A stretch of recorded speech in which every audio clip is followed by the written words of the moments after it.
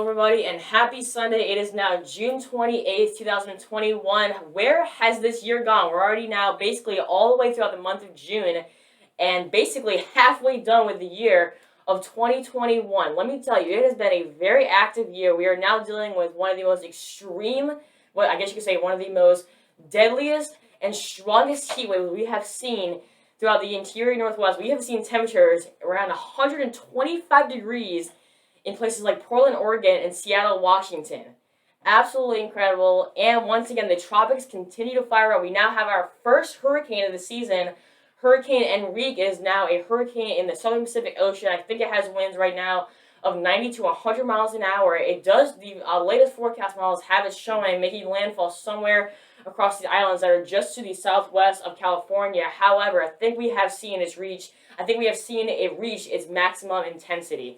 So here's the current look at what we're currently seeing right now in the Atlantic Basin. Two different areas of development, one here closer to home, and then one back out here closer to the west. As you can see, both of them really don't have any chance of forming into something. This one only has about a 20 to 30% chance of forming throughout the next 2, maybe even to 5 days. And then as you get closer to home, another one, only about a 20% chance of forming into anything.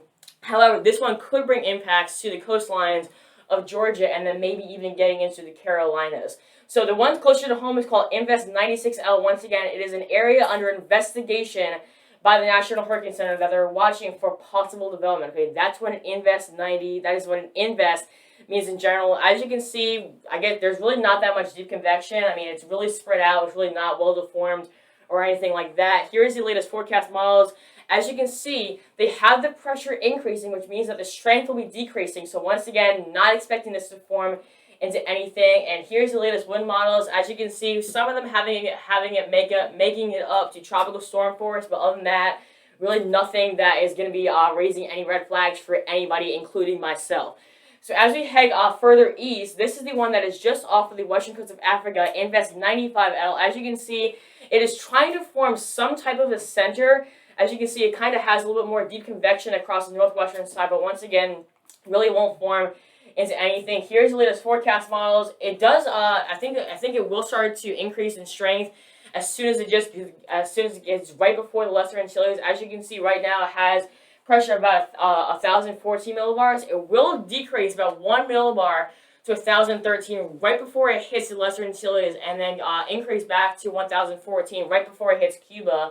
But once again, not forming into anything. A lot of the models do have it making it to tropical storm force. Only 1 or 2 models having it making it to Category 1 hurricane force. But really, until we can get this thing really closer to the U.S. mainland, it is not raising any red flags for me, and it really shouldn't raise any red flags for you. Now, as we head into the Pacific, once again, here is Hurricane Enrique.